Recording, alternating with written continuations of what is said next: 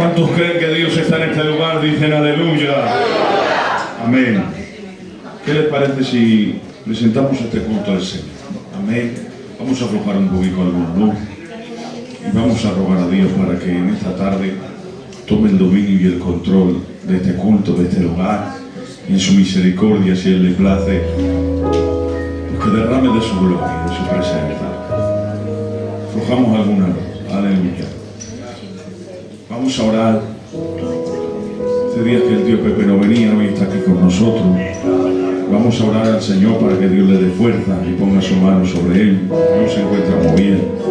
Si veis, el tío Ramón no ha venido también, no se encuentra bien, me ha avisado que no venía. Vamos a orar también al Señor para que ponga su mano. Juntamente con ellos vamos a orar por todos los enfermos. ¿Os acordáis que estuvimos orando por una tía del obrero del Chato? Gracias al Señor le han dado el alta y está en la casa. Aunque pintaba grave la cosa, Dios puso su mano y gracias al Señor pues dio un giro y está bien. Vamos a seguir orando porque sabemos que Dios oye nuestras oraciones. Así que por favor cierren sus ojos, presenten el culto y a todos los enfermos. Mi hermano Emilio, el obrero, por favor, que haga esa oración, presentando el culto y los enfermos.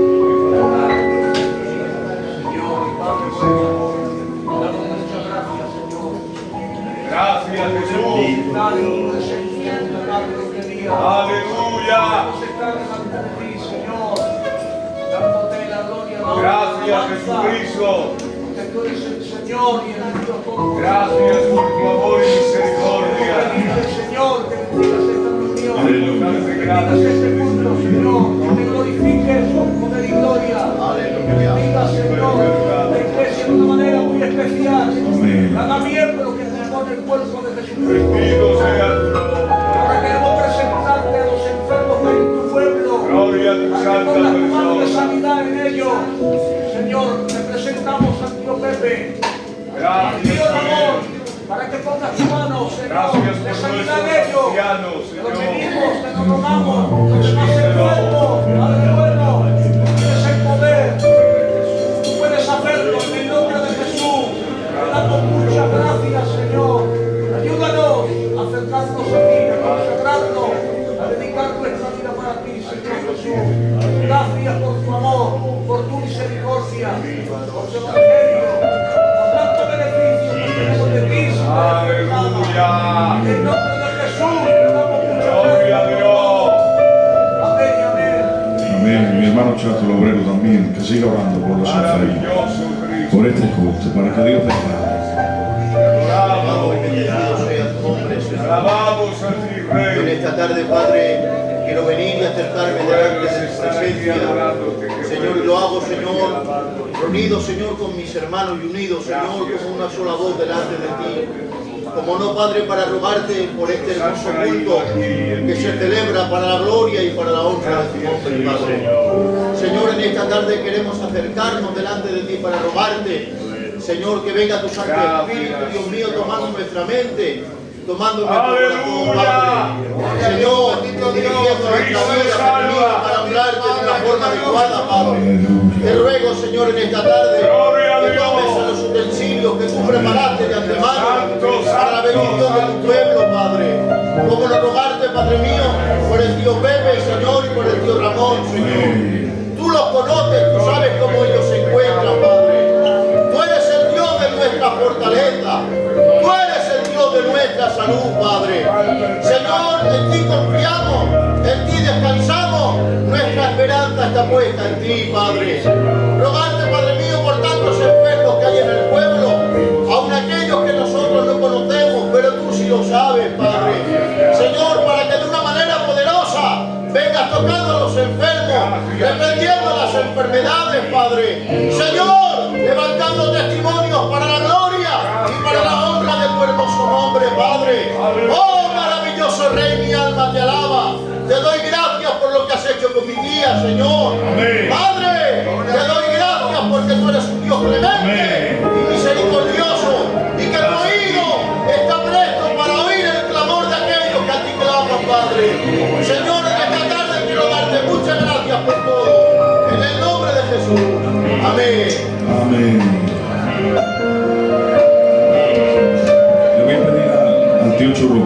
nuestro hermano Rafael, que presente el pan y el vino. Gracias. Y vamos a presentar nuestras vidas. Ponte a cuentas delante del Señor. Recuerda que solo puedes participar si eres miembro bautizado de la iglesia de San Roque. Y si no estás participando, ponte a cuentas con Dios y habla con tu pastor o tu pastora. Me hacía bien algo, lo voy a decir para que veáis el respeto que esto tiene. El tío Pepe ha estado enfermo y ha estado unos días sin venir y me pedía permiso para participar del pan y del vino, porque esto es reverente y merece un respeto. Así que cierra tus ojos y presenta tu vida delante del Señor. Dice la palabra: porque yo recibí del Señor lo que también os enseño. Gracias, Jesús. Aleluya. Que el Señor Jesús, la noche que fue entregado, tomó pan y habiendo dado gracias lo partió y dijo: tomad, comed, esto es mi cuerpo que por vosotros es partido. Haced esto en memoria de mí. Asimismo tomó también la copa después de haber cenado, diciendo: esta copa es el nuevo pacto en mi sangre, haced esto todas las veces que la bebierais en memoria de mí. Así pues, todas las veces que comierais este pan y bebierais esta copa, la muerte del Señor anunciáis hasta que Él venga. Amén. Por favor, presentamos el pan. Eterno Dios y glorioso Padre nuestro, en esta hora es una dicha, un privilegio para nuestras almas estar bajo tu cobertura y tu santa y divina administración. Gracias, Jesús. Es una dicha saber que tú estás en este lugar y nos estás visitando y haciendo el bien que necesitamos. Por eso me acerco confiadamente al trono de tu gracia, amado Dios, levantando este poco de pan, presentándolo en el nombre de nuestro Salvador Jesucristo. Lo he presentado en su nombre, viene a simbolizar su cuerpo maltratado, arrancado y escarnecido por nosotros los pecadores de la cruz del Calvario. Por eso ruego, suplico, por la ternura del Nazareno, Espíritu Santo, ayúdanos a discernirnos por dentro, a pedirte perdón por nuestros pecados y transgresiones, para que cuando participemos de este poco de pan, sea para bien y fortaleza y sanidad de nuestras almas. Dándote gracias por ello, es en el nombre santo del Señor Jesús. Muchísimas gracias, Señor, por este culto. Gracias por habernos traído, Señor, en bien, por habernos guardado en esta semana. Queremos rogarte, Padre, en este culto, Señor, que tú sigas bendiciendo. Gracias, Padre, porque tú nos ayudas a participar de ello. Te ruego, Señor, por este acto que estamos haciendo. Presentamos el vino, Señor, que simboliza tu sangre vertida y derramada en la cruz del Calvario por nuestros delitos y pecados. Ayúdanos, Señor, a participar de ello. Te lo rogamos y te lo imploramos. Mira a los enfermos, Señor. Te ruego, Padre, que tú los bendigas. Gracias por los ancianos. En el nombre de Jesús. Amén. Amén. Los encargados de repartir el pan y el vino, por favor. Y vamos a cantar esa alabanza. Venga. Aleluya. Gloria a Dios. Te adoramos, Señor Jesús. Te adoramos.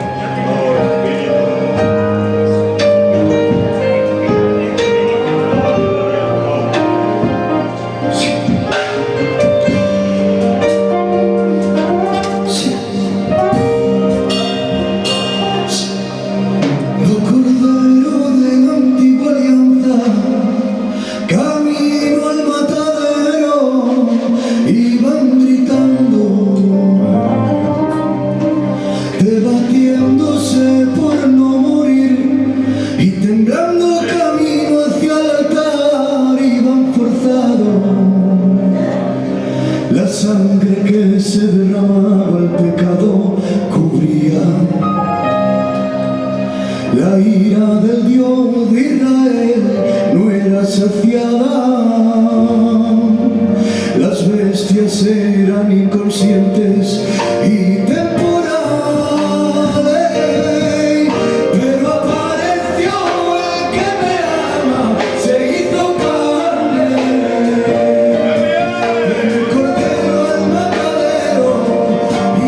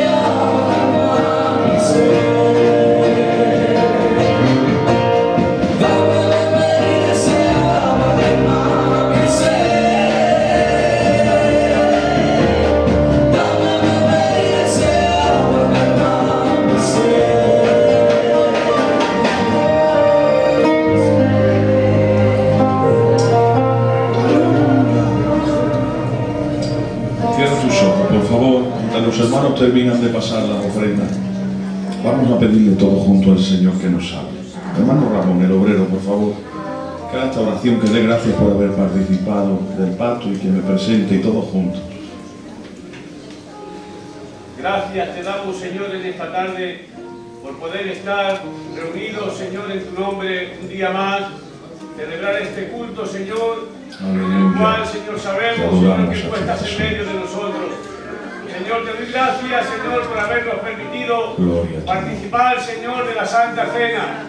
Ayúdanos en esta semana entrante, Señor, a guardarnos en el nombre del Señor Jesucristo. Yo te ruego, Señor, que bendigas a tu siervo en esta hora. Padre, que les preste los dichos de tu boca, Señor, y que tu palabra, Señor, en esta hora venga haciendo, Señor, en cada uno de nosotros, Señor, su labor, levantando, Señor, al caído y fortaleciendo al débil, Señor, y aquel, Señor, que lo está pasando mal, Dios mío, dale aliento con tu palabra, Señor, para que pueda continuar en este camino, Señor, en el nombre del Señor Jesucristo. Amén. Amén. Amén, aleluya. Gloria a tu nombre, Jesús. ¿Cuántos están disfrutando de este culto y dicen aleluya? ¡Aleluya! Amén. Quisiera compartiros una palabra.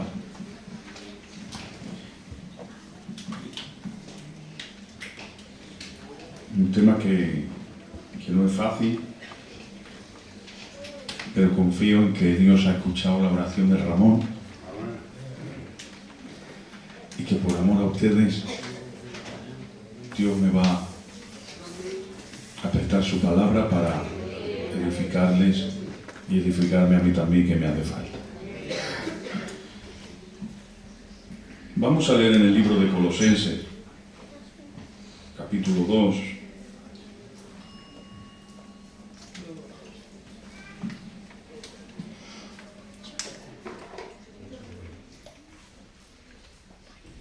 En el verso 14 y 15 dice así la bendita palabra: anulando el acta de los decretos que había contra nosotros, que nos era contraria, quitándola de en medio y clavándola en la cruz, y despojando a los principados y a las potestades, los exhibió públicamente, triunfando sobre ellos en la cruz. Menos mal que alguien ha dicho amén.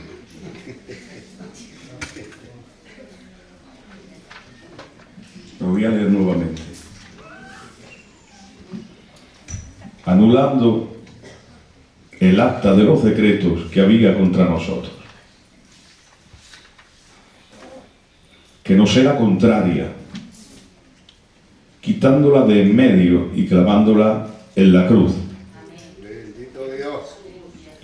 y despojando a los principados y a los potestades, los exhibió públicamente, triunfando sobre ellos en la cruz.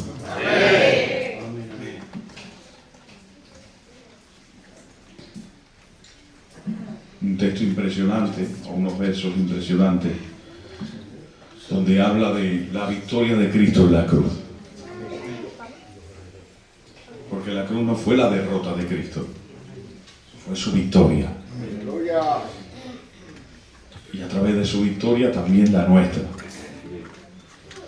Porque los grandes benefactores de esa muerte hemos sido nosotros.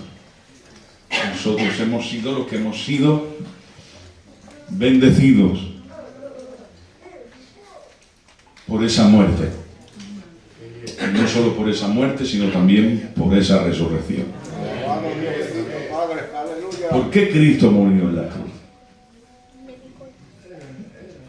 Porque sabemos que Cristo murió por nosotros, pero es necesario e importante saber el por qué. Si retrocedemos al principio de la Biblia, donde en el libro de Génesis Dios creó los cielos y la tierra, la lumbrera mayor y la menor, las estrellas, el firmamento, el mar, la tierra, toda la vegetación, los animales terrestres, los peces, las flores del campo, las aves de los cielos. Después de haber creado todo ser viviente, también creó del polvo de la tierra al hombre. Una vez lo creó, lo puso en el huerto del Edén. Y le dijo: enseñoréate de todo, pon nombre a los animales y come de todo árbol que hay en el huerto. Como ustedes saben, incluyendo el árbol de la vida, a excepción de el árbol de la ciencia del bien y del mal. De ese no podrás comer, porque el día que comieres, ciertamente morirás. Ese era el mandamiento que Dios le dejó al hombre, para que de alguna manera el hombre pudiera mostrarle al Señor su fidelidad y su obediencia en algo tan pequeño, como que puedes comer de todos los árboles menos de ese. Esa es la manera en que tú vas a mostrarme tu fidelidad y tu obediencia. Pero ya sabéis ustedes, la serpiente sedujo a Eva, Eva a Adán, y ambos comieron. Pero ocurre algo. Come Adán y Eva del árbol, y una vez comen, no mueren de inmediato. Pero Dios había dicho que el día que coman morirían, pero comen y no mueren. Pero aunque no murieron en el acto, el hombre que había sido creado para no morir, ahora sí, a través de su desobediencia y de su pecado, iba a envejecer, iba a enfermar y más tarde o más temprano iba a morir. Iba a pagar las consecuencias de su pecado. Porque el pecado no es otra cosa que la desobediencia. Cuando uno desobedece a Dios, está pecando. Y ya lo dijo Dios, la paga del pecado es la muerte. Así está estipulado en la Escritura. Por eso le dijo: el día que comas morirás. Le estaba hablando, vas a morir físicamente y más tarde también morirás en la segunda muerte, que se ha hablado en alguna ocasión, que es la muerte eterna, que es el lago de fuego, es el infierno. Esta era la consecuencia del pecado. De hecho, cuando peca, no solo da entrada a que ahora va a morir cuando no tenía por qué, sino que además Dios lo sacó del huerto, de ese paraíso terrenal, y puso unos querubines en la entrada para que no pudiera el hombre de nuevo volver a entrar en ese huerto y no pudiera tener acceso a ese árbol de la vida. Y aunque parece un castigo muy grande, y lo es, a su vez también vemos que el Señor no se quedó de brazos cruzados, sino que las consecuencias del pecado del hombre, el primero que las iba a pagar iba a ser Jesús. Y no solo iba a ser el primero, sino que, mirado desde el punto de vista bíblico, el único que ha pagado por nuestros pecados es Cristo. ¡Aleluya! Nosotros íbamos a sufrir consecuencias, pero Él iba a morir en la cruz. A veces nos hemos preguntado si Dios sabía por qué hizo. Si Dios sabía que el hombre iba a desobedecerle, si Dios sabía, porque Dios no quiere que le amemos a la fuerza, ni que le sirvamos porque no tenemos más remedio. Dios quiere que sea un acto voluntario. Dios no quiere obligar a nadie a que le ame. Si tiene que obligarte es que no le amas. Pero esa era la forma. Y si te paras a pensar, si a través del hombre desobedecer iba a pecar, y a través del pecado las enfermedades y los sufrimientos, ¿por qué? Hay preguntas que en nuestra capacidad humana no llegamos a entender. Pero quiero que entiendas esto. Dios sabía también que si creaba al hombre, el hombre iba a pecar. Y si pecaba el hombre, él iba a acabar muriendo en una cruz. Y aún así lo creo. Así que el mayor perjudicado en esto ha sido él. Y los más beneficiados hemos sido nosotros. Y hay cosas que no las entendemos, simplemente las aceptamos y decimos: no merecemos tu gracia, no merecemos tu misericordia, pero te adoramos porque hemos entendido que no hay Dios como nuestro Dios. Entró la muerte y ahora la humanidad está bajo este juicio. Nacemos con naturaleza caída, con inclinación hacia el pecado. No sé si lo he dicho alguna vez, sé que lo sabéis, pero quiero deciros que el primer Adán podía no haber pecado y pecó. nosotros es imposible que no pequemos porque tenemos naturaleza caída. Nacemos con esa inclinación hacia el pecado. Luego no hay hombre sobre la tierra que siempre haga el bien y nunca peque. Todos hemos pecado. El que dice que no peca, dice la Biblia que miente y hace mentiroso a Dios. Porque todos hemos pecado. Menos mal que Él nos ha redimido y hemos nacido de nuevo. Y mientras que antes no teníamos más remedio que pecar, ahora tenemos al Espíritu Santo que nos capacita para luchar en contra de nuestro pecado, en contra de esa naturaleza caída. Pero antes de nacer de nuevo, nosotros no podíamos no pecar. Es imposible. Si no tienes al Espíritu Santo, pecas sí o sí. Mientras que Adán no tenía naturaleza caída ni concupiscencia, luego no se veía arrastrado hacia ningún pecado porque jamás nunca había pecado. Y aún así pecó. Nosotros arrastramos una naturaleza caída y aún así seguimos luchando en contra de nuestro pecado. Y luego está Cristo, que ni pecó ni había forma que pecara, porque Él es el único hombre que ha puesto los pies sobre la tierra y jamás nunca ha pecado. Ahora, ¿por qué Cristo murió? Volvemos a la pregunta. Murió por la consecuencia de nuestro pecado. El hombre peca y por consecuencia va a morir. Pero Dios quiere darnos vida y vida en abundancia. La paga del pecado es la muerte. Pero cuando el hombre muere, paga por sus propios pecados, luego no es justificado por su propia sangre, porque su sangre no es justa, es la sangre de un pecador. Luego Cristo vino a la tierra a morir para pagar por nuestros pecados, para salvarnos. Porque así estaba escrito. Sin derramamiento de sangre no hay perdón de pecados. De ahí que en el Antiguo Testamento se hacían sacrificios y se derramaba sangre. ¿Para qué? Para tapar o cubrir. Porque eso es lo que hacía. La expiación era tapar o cubrir el pecado.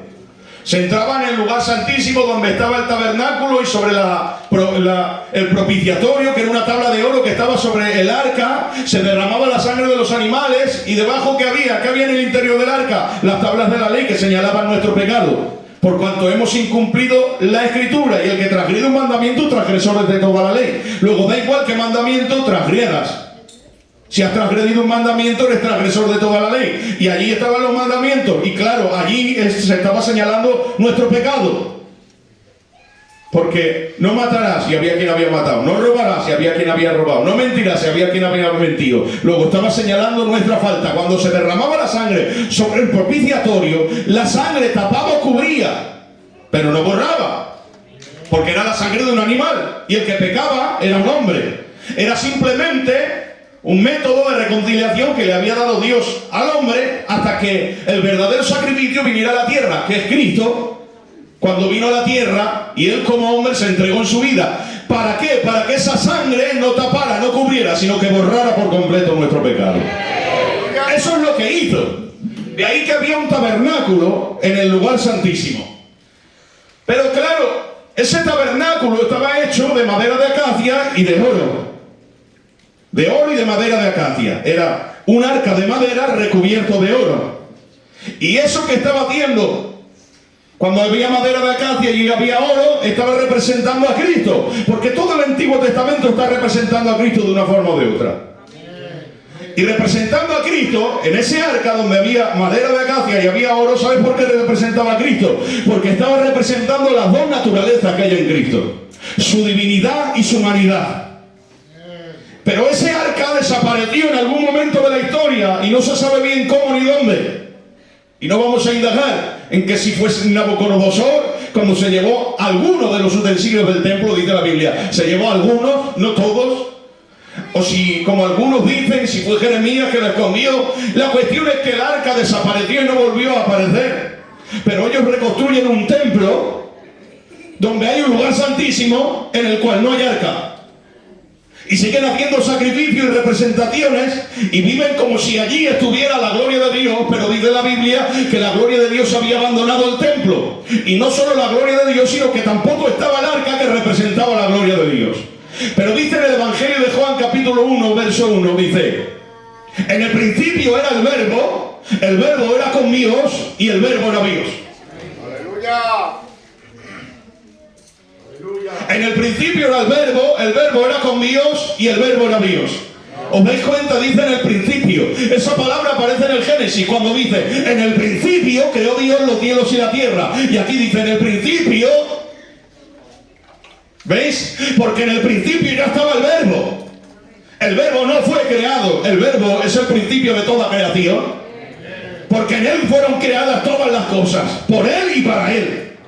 Y ahora dice en el verso 14 del Evangelio de Juan, que es el Evangelio doctrinal, ya sabéis que está Mateo, Marcos, Lucas y Juan, y en cada uno de los libros representa a Cristo de una manera distinta. En Mateo como rey, en Marcos como siervo, en Lucas como hombre y en Juan como Dios.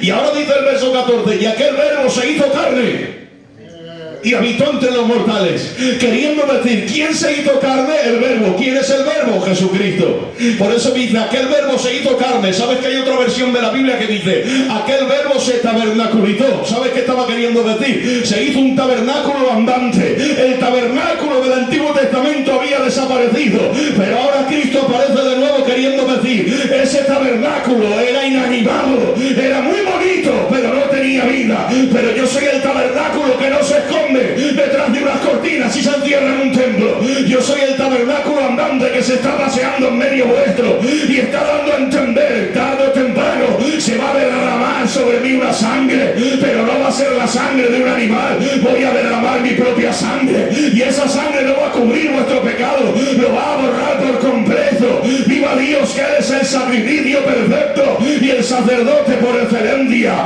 que Él es todo hombre y también es todo Dios. Y me podrían decir ustedes, ¿me lo pueden mostrar con la Biblia? Claro que sí. Miren, para ser todo hombre, la Biblia nos enseña que tienes que tener cuerpo, que tienes que tener alma y que tienes que tener espíritu. Pues bien, dice la Biblia en el libro de los Hebreos, me preparaste cuerpo. Luego entendemos que tenía cuerpo, porque hay quien dice que es que Dios simplemente tomó una forma humana y ya está, pero que no era todo hombre. También hay quien dice que simplemente fue una aparición, pero que no era totalmente hombre. Pero la Biblia dice, me preparaste cuerpo. Vamos a ver, no era simplemente una ilustración, no era algo imaginario. Por eso también el mismo autor del Evangelio de Juan, en una de las cartas dice, lo que vimos y oímos y palpamos tocante al verbo de gracia, dando a entender, que nadie diga que era una aparición.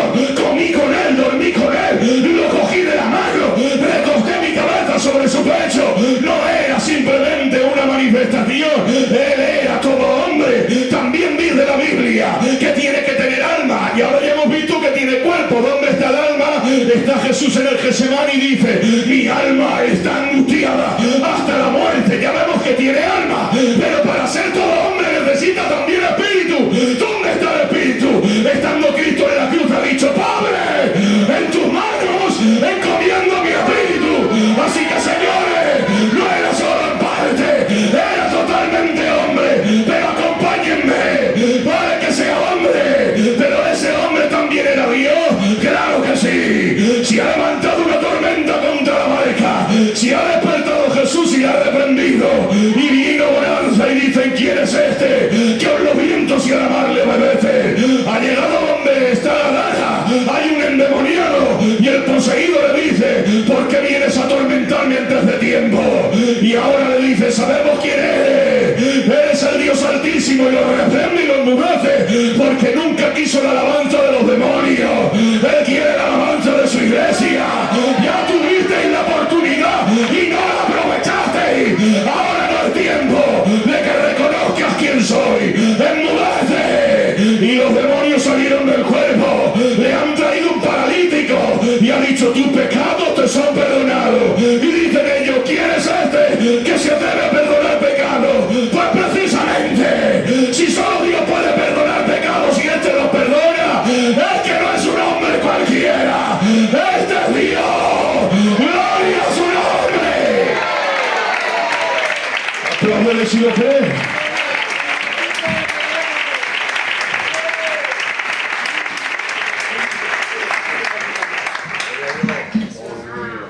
No es cualquiera. ¡Qué alegría! ¿Cómo los confundía? Bendito Dios. A veces veían a un hombre, dice, se cansa, lo vieron sangrar, lo vieron tener hambre, pero habla como Dios. Perdón. perdona pecados, camina sobre las aguas. Este hombre no es común, no es corriente. Han ido a prenderlo y se han ido sin él, y hacen ¿dónde está? Dice, no hemos podido prenderle porque este habla como el que tiene autoridad.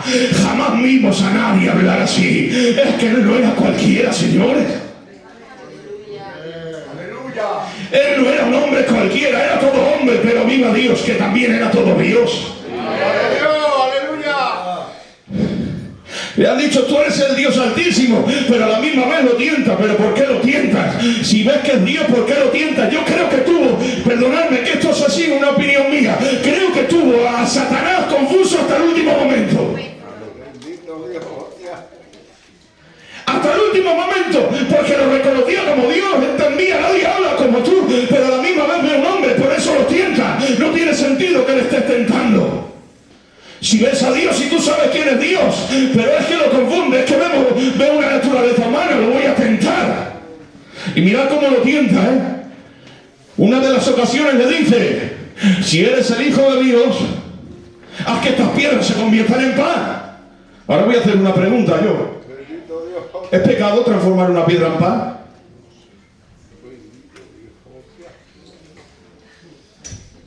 ¿Es pecado? ¿Por qué lo tienta de esa manera? ¿Qué sentido tiene?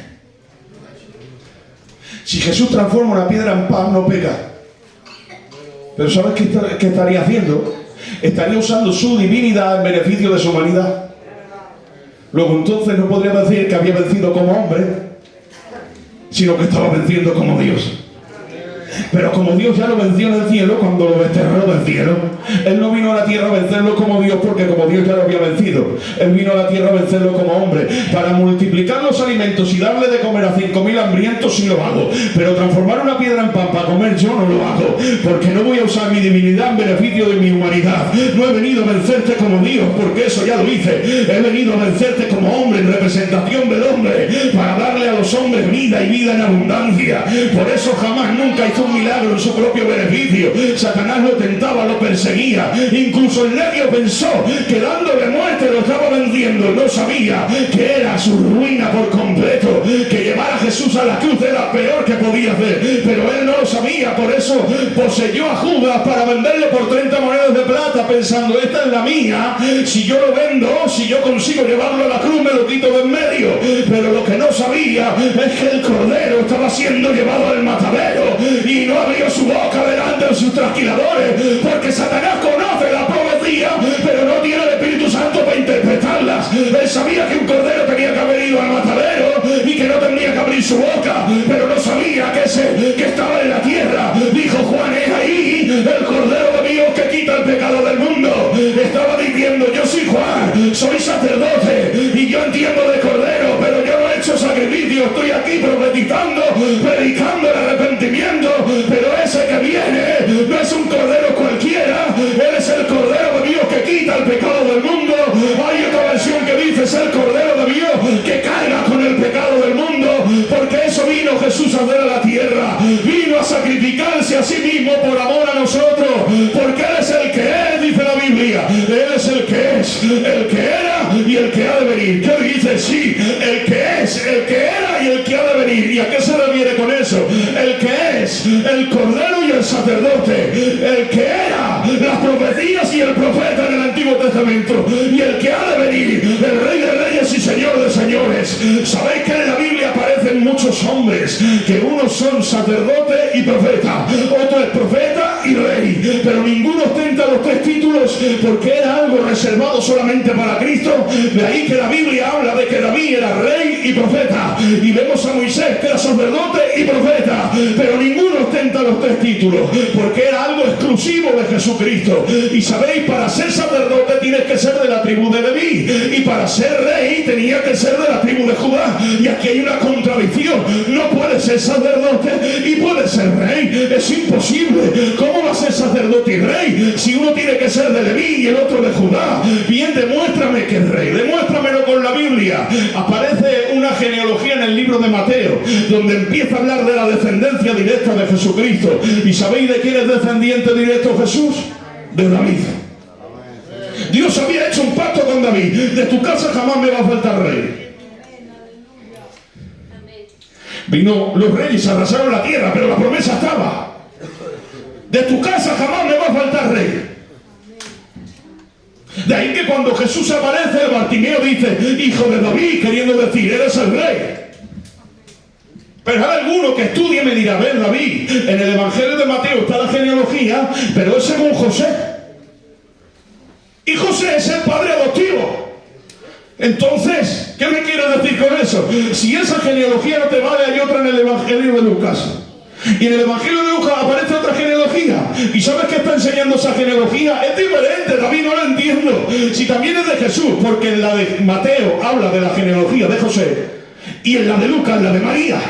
Y el Señor nos demuestra por medio de la Escritura que tanto por parte de Papa como de Mama descendía directamente del rey David y de la tribu de Judá, y que por tanto era el rey legítimo que tenía que reinar sobre Israel. Vale, ahí me has demostrado que él es rey, pero ¿cómo puede ser de Judá y ser sacerdote? Pero dice la Biblia que él no es un sacerdote según la tribu de Leví. Esos sumos sacerdotes tenían fecha de caducidad. Dice la Escritura en el libro de los Hebreos que él es el sumo sacerdote según el orden de Melquisedec, un sacerdote eterno y para siempre. Por lo tanto, señores, él es rey, él es sacerdote, él es profeta, y no hay otro que se le iguale. Y digo en esta tarde, no a nosotros, sino a su nombre sea gloria.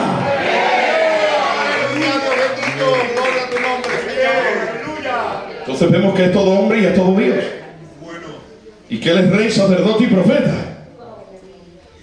Y vamos al verso que hemos leído. Ese rey, sacerdote y profeta, ese que tenía que morir, ese sacerdote que se iba a sacrificar a sí mismo, ese cordero inmolado que iba a perdonar todos nuestros pecados, ha ido a la cruz. ¿Y qué ha acontecido? Todos vemos como en la cruz derrama su sangre, y en medio de esas palabras dice, Padre, consumado es. Como decía la alabanza, tetelestai, que es una palabra griega que quiere decir consumado es. ¿Y qué quiere decir esa palabra griega? ¿O qué quiere decir consumado es? Está queriendo decir, la deuda ha sido pagada. Cuando Cristo murió en la cruz, lo que estaba haciendo era pagar la deuda de nuestros pecados. ¿Sabes por qué Cristo murió? Para pagar por tus pecados.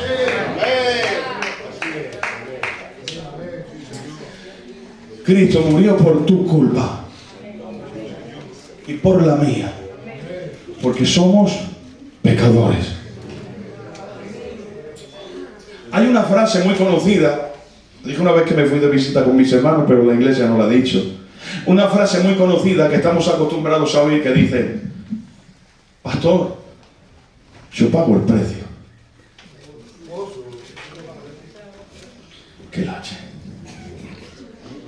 Le hemos dicho siempre sin mala intención. Es más, el significado que le damos es bueno. Querido decir que yo me esfuerzo y cumplo con lo establecido. Pero no somos conscientes de que esa palabra pesa demasiado.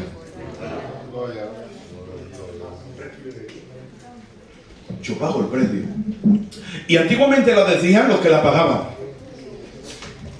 Que la decían de verdad y era para quitarse el sombrero. Pero ahora nos atrevemos a decir que pagamos el precio yendo a medio gas. Yo pago el precio, ¿eh? ¿Sí pagas el precio? Sí. ¿Por qué? Porque vengo todos los días al culto. Como hoy en día venir una semana entera al culto es un milagro, pues nos atrevemos a pensar que somos cristianazos a la altura de los que morían en un circo romano porque hemos venido 4 veces al culto. Luego está el que se supera y hace, no solo vengo al culto, es que además vengo a la hora.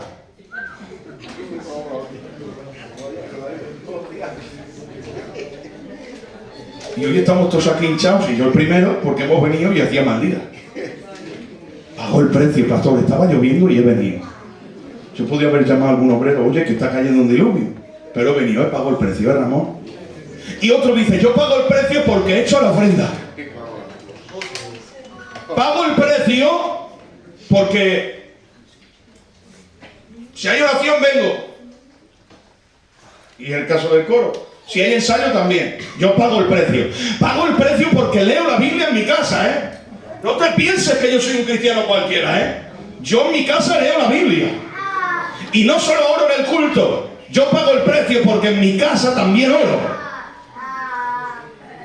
y no te estás dando cuenta de que eso no es pagar el precio. Que el precio que nosotros teníamos que pagar era tan alto que no podíamos pagarlo. Porque lo que hizo Cristo en la cruz derramando su sangre era pagar el precio que para nosotros era impagable. Estaba cumpliendo con la ley del esclavo, que para redimirlo tenía que venir un pariente cercano, que no solamente tenía que ser pariente cercano, además tenía que querer pagar el precio de ese esclavo para hacerlo libre. Y no solo valía con ser pariente y tener dinero suficiente, sino que además tenía que querer hacerlo voluntariamente. De ahí que dice la Escritura: yo soy el buen pastor y mi vida doy por las ovejas. Nadie me la quita sino que yo la pongo. Y en esto se agrada al Padre, que lo hago voluntariamente. Tengo poder para poner mi vida y también para volverla a tomar. ¿Sabéis qué hizo Cristo en la cruz? Estaba pagando el precio por nuestra salvación. Estaba pagando el precio por nuestro pecado. Estaba pagando el precio para hacernos libres de la esclavitud del pecado. Estaba pagando el precio de las consecuencias de lo que Adán había hecho en el huerto. Estaba pagando el precio para que, aunque perdimos el paraíso terrenal, podamos entrar al paraíso celestial. Estaba pagando el precio para liberarte del infierno. Luego entonces, cuando yo ahora no estoy pagando el precio, estoy disfrutando del precio que Cristo pagó por mí sin merecerlo. Venir al culto no es pagar el precio, orar no es pagar el precio, leer la Biblia no es pagar el precio. Todo eso es un privilegio que Dios me ha regalado a través de su muerte. No estamos pagando el precio, estamos disfrutándolo.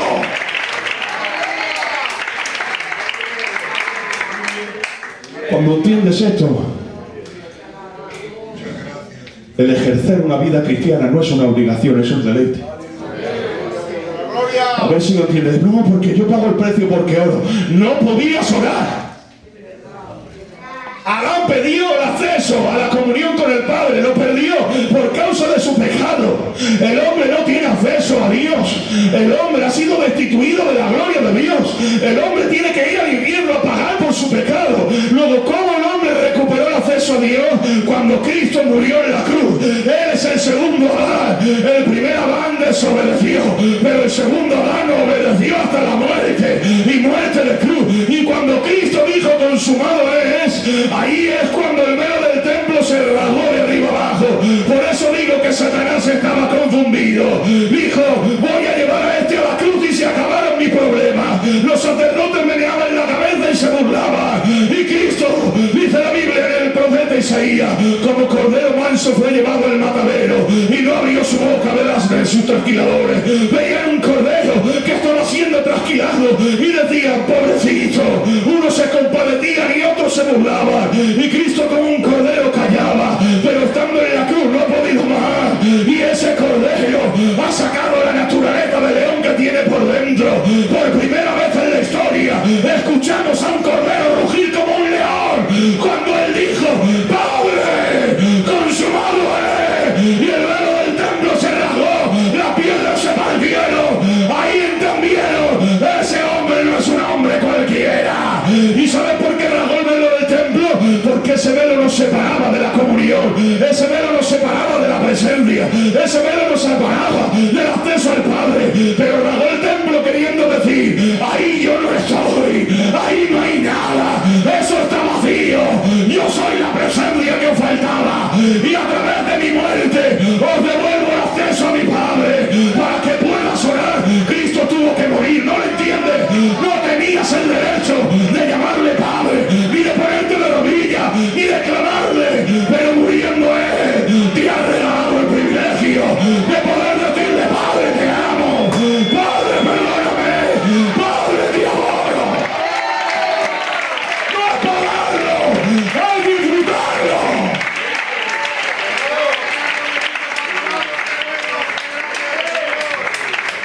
Disfrútalo. Gracias, Jesús. Sin merecerlo. Eso es gracia, señores. La gracia es un don inmerecido, un regalo que no merecía.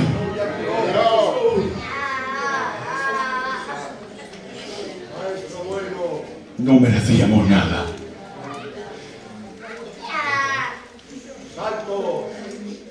Vemos el texto. Sí. Anulando el acta de los decretos que había contra nosotros. La anuló.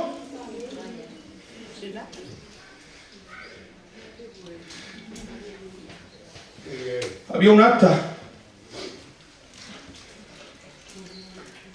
un testamento, un pacto, una ley. Era la ley que señalaba nuestro pecado. Y a través de esa ley que señalaba nuestro pecado, eso nos separaba del acceso al Padre. ¿La anuló cómo? ¿Invalidándola? No. Eso es de cobarde. Y mi Cristo es un valiente. Bueno, qué bien. Bendito Dios.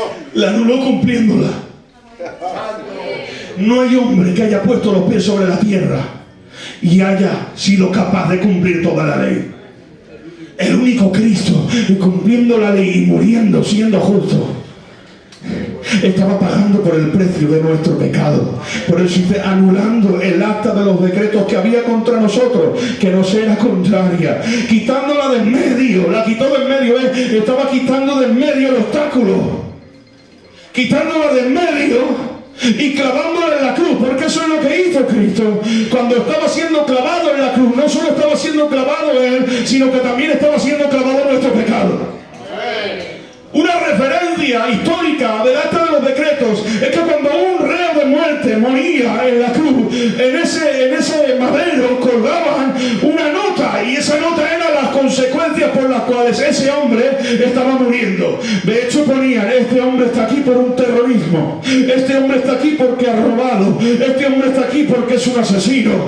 Pero claro, Pilato ha estado investigando a Jesús, lo ha estado interrogando, y no haya que ningún mal haya hecho este hombre. Pero ellos gritaban una y otra vez, crucifícalo y suelta a Barrabás, crucifícalo y suelta a Barrabás. Y está bien, dice Pilato, se lavó las manos. Qué manera más cobarde de desentenderte del tema. Y ha dicho, está bien, ¿a quién queréis que os suelte? ¿A Barrabás o a Jesús? Ellos han gritado, suéltanos a Barrabás. Y Jesús ha ido a la cruz, traicionado por su pueblo, pero porque estaba dentro de los planes perfectos de Dios.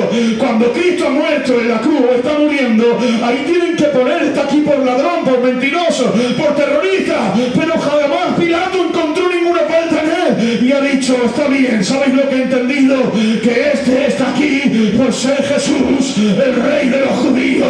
Y sin ser consciente, Pilato estaba dando un anuncio de que más tarde Cristo tiene que venir a la tierra a establecer su reino por 1000 años, porque él es el legítimo hijo de David, el rey verdadero. Y ellos decían, no, y que él era el que lo decía. Pero Pilato dijo, lo que está escrito, escrito está. Lo crucificaron porque él es el rey de los judíos. Pero más allá de la vista humana hay otro acta. El acta era la ley. La ley había sido invalidada por nuestros pecados. La ley había sido quebrantada, mejor dicho, por nuestros pecados. Y si te pones a mirar con los ojos espirituales, ahí tiene que estar el David, porque es un orgulloso. Tiene que estar el Ramón, porque también peca. Tiene que estar cada uno de ustedes con el debido respeto. Nosotros merecíamos estar ahí. Hay una gran lista de todos los pecados que hemos cometido, y no los voy a nombrar por respeto a ustedes, porque es vergonzoso. Pero aunque a los ojos espirituales eran nuestros pecados los que estaban en el madero, era Cristo el que estaba derramando su sangre, clavando el acta de los decretos que nos era contraria, quitándola del medio en la cruz. De ahí que algunos pensarían, pobrecito, está muriendo un hombre justo. Otros se burlaban y le decían, ahí llama, ¿y dónde está ahora su padre? Pero el verso continúa y dice, y despojando a los principados y a las potestades, los exhibió públicamente, triunfando sobre ellos en la cruz. ¿Me dejan que les diga algo? La cruz era símbolo de maldición. Pero dice, despojando a los principados y a las potestades, a nuestro mayor enemigo. ¿Sabes cómo describe la Biblia a Satanás? Como el acusador. Porque nos acusa. Conoce la ley, Pablo. Y nos acusa. El Kiko ha hecho esto, el Miguel ha hecho lo otro. La iglesia de San Roque ha pecado. Nos acusa. Pero Pero lo siento, no socorrió a la descendencia de los ángeles, pero sí vino a morir por nosotros. Cuando dice despojando, ¿de qué despojó? De la acusación. Ya no puedes acusar a nadie, porque lo que ellos han hecho yo lo he pagado. Los despojó, y no lo hizo a escondidas, lo hizo público, en lo alto de un monte. Él no murió escondido, murió públicamente a vista de todos, derramó su sangre muriendo como un vulgar malhechor. Pero ¿sabes qué estaba queriendo decir? Triunfando sobre ellos en la cruz, estaba haciendo una referencia romana, que cuando un romano conquistaba un reino, ¿sabéis lo que hacía? Habéis visto que en la Europa actual, el antiguo conocido como Imperio Romano, hay muchas ciudades emblemáticas, entre ellas nuestra querida Barcelona, donde hay un arco conocido como el Arco de Triunfo.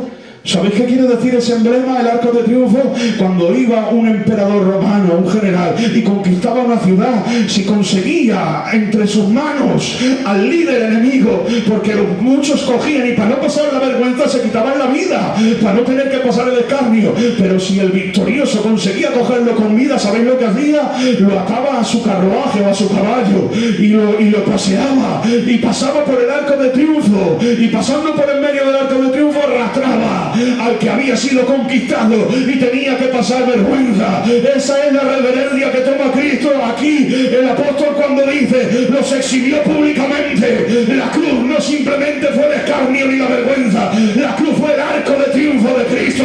Estando Cristo en la cruz, estaba exhibiendo públicamente a los principados y a las potestades, triunfando sobre ellos, porque Cristo en la cruz no fue derrotado. Es el emblema de su victoria. Cristo ha vencido para la gloria de su nombre. Señor, la gloria de Dios, amado, qué bueno.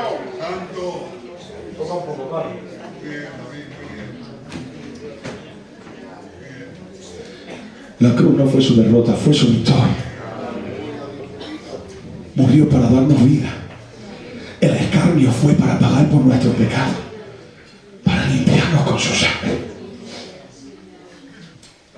Y me da mucho coraje cuando algunos se atreven a ningunearle y a insistir en que era un semidios. Hay sectas religiosas que dicen que Jesús no es igual al Padre. Jesús era un semidios o un superhombre, porque confunden lo conocido como la unión hipostática. ¿Qué es eso, pastor? ¿Qué le estás diciendo, palabras muy raras? La unión hipostática es la unión de dos naturalezas, la naturaleza humana y la divina. Estas dos naturalezas no se fusionaron, no se mezclaron. Esas dos naturalezas se unieron. Es una unión perfecta e indivisible, indisoluble y por la eternidad. Quiero que medites en esto, porque yo no hace mucho que lo sé, hermano, que yo no lo sé todo. Y cuando alcancé a entender esto, me rompió por dentro. Entiendes que la humillación de Cristo no solo fue que siendo Dios se hiciera hombre, no solo fue que dejara su trono y naciera en un pesebre, pudiendo nacer en un palacio, no solo que creciera en la casa humilde de un carpintero. Entiende esto: Dios se hizo carne. El Creador se unió a la naturaleza creada, al hombre que él había creado. Y esto no fue para morir y se acabó. Cuando Cristo murió, resucitó con un cuerpo glorificado, y él está unido a su naturaleza humana para siempre. La humillación de Cristo no fue solo 33 años y medio que tuvo en la tierra. Él se humilló a sí mismo, uniéndose a la naturaleza humana para siempre. Vamos a estar en el cielo y vamos a poder ver su naturaleza humana. Y si fuera poco el amor demostrado, se ha dejado las marcas en las manos, en los pies y en el costado, para que podamos reconocer y recordar lo que hizo por nosotros. Esas dos naturalezas se unieron perfectamente, no se fusionaron. Si se hubieran fusionado, entonces habría pasado un hombre normal a ser un superhombre, o un Dios grande a ser un semidios. Pero él no, él era todo hombre y todo Dios. Y algunos dicen, él no es Dios, otros dicen, no es hombre. Pero la Biblia nos enseña que no tuvo el ser igual a Dios como cosa a la que aferrarse. sino que despojándose a sí mismo. Por favor, quiero que lo entiendan esto porque es para llorar. No tuvo el ser igual a Dios queriendo decir yo soy igual al Padre y al Espíritu Santo. ¿Por qué me voy a humillar? Yo no tengo por qué hacer esto. Nadie me obliga y el hombre no ha hecho nada para merecerlo. Pero había algo que le empujaba a San Roque. Primero, la obediencia al Padre. Segundo, el amor por nosotros. Por eso dice la Biblia, no tuvo el ser igual a Dios como cosa a lo que aferrarse, queriendo decir, me aferro a que yo soy igual que tú y no tengo por qué ir. No tuvo eso, no se dio todo, no. Él vio nuestra necesidad y se compadeció de nosotros. No tuvo el ser igual a Dios como cosa a la que aferrarse, atención a esto, sino que despojándose a sí mismo, viva su nombre, despojándose a sí mismo. Nadie lo despojó, ¿no lo entiendes? ¿Sabéis lo que hizo Cristo en la cruz? Despojando a principados y a potestades. Los despojó, despojar es quitar con violencia y por la fuerza.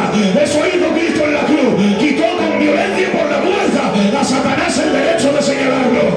Pero ahora dice en la Biblia, se despojó a sí mismo, porque para despojar a alguien con violencia y por la fuerza tiene que venir una autoridad mayor, o alguien más fuerte, o alguien más poderoso. Pero ¿quién hay más grande que él? ¿Quién hay más poderoso?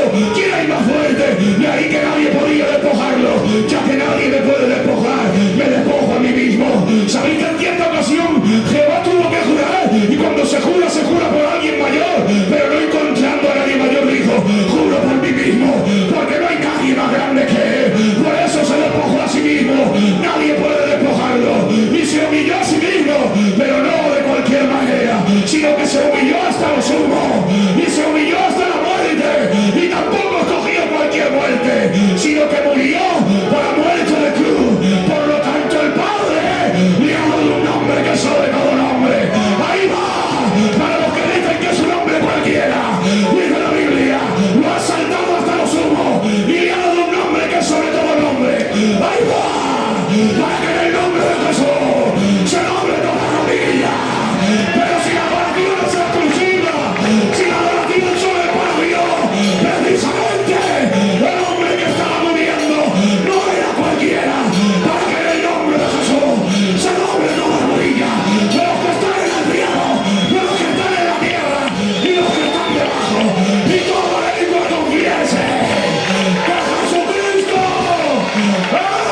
es el Señor.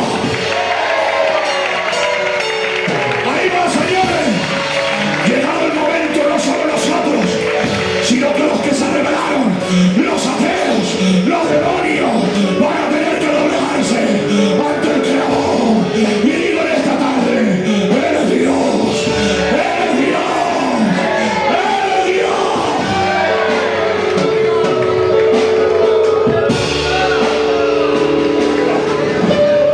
No me extraña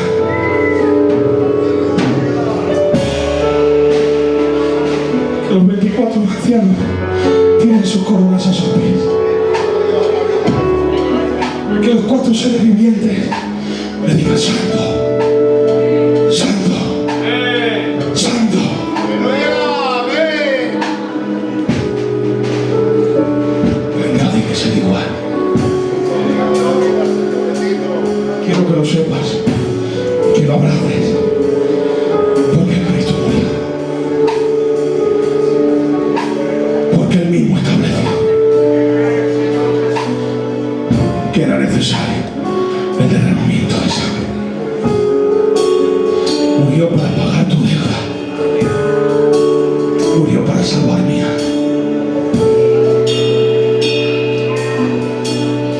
murió para satisfacer la justicia del Padre, y murió porque te amaba.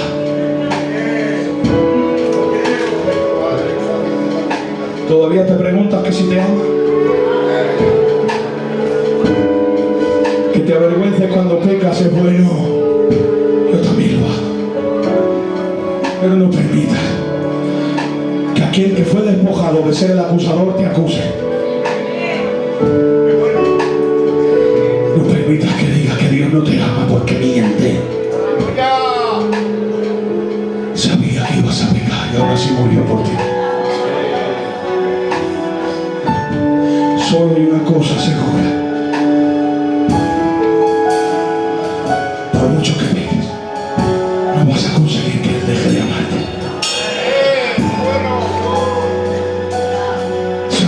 ibas a pecar y aún así murió por ti. Bueno, pero murió para perdonar los pecados de mi pasado, pero ahora ya que ha muerto por mí, espera que deje de pecar. Eso es lo que Él ama. Pero te ama a ti por encima de tu falta, de tu error y de tu caída. Ojo. Sé que aunque tropiece, que aunque peque, Él me perdona. Pero eso no me da derecho a pecar. La gracia no es libertad para pecar. La gracia es el motivo de inspiración para aborrecer el pecado.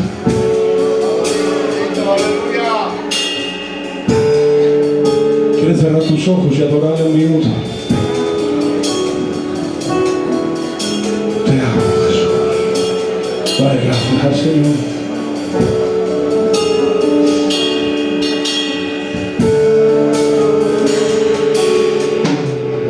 Necesito que la iglesia le adore si cree todo lo que he dicho.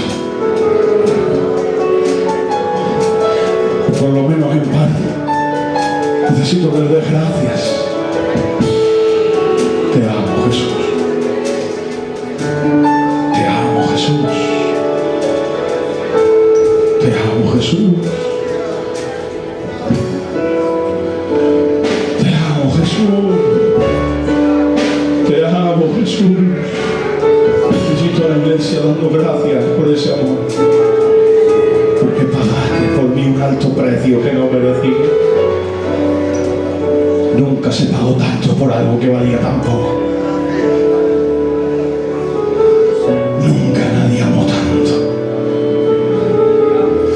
Nadie ama como tú.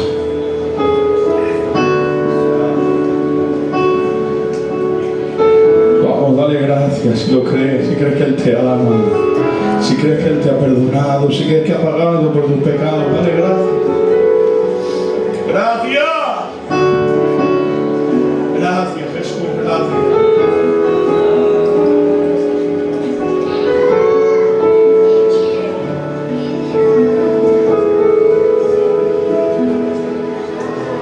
Aleluya.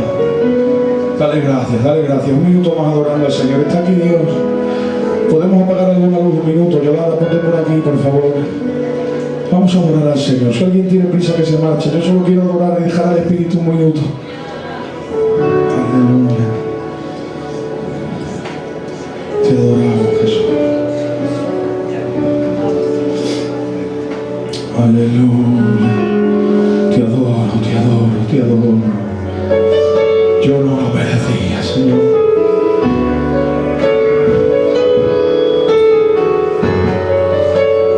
Aleluya.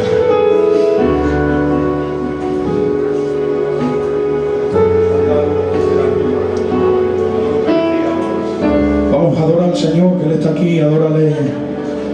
Adórale, adórale, adórale. Adórale, adórale. Cierra tus ojos, derrama tu alma.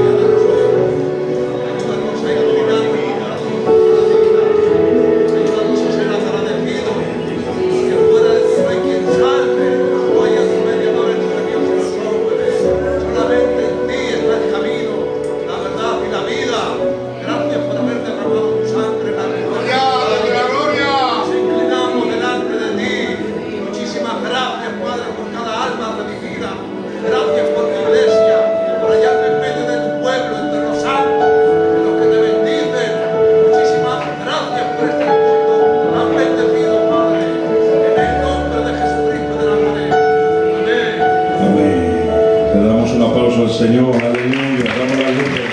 Aplaudo a su sacrificio, a su muerte, a su resurrección, a su victoria.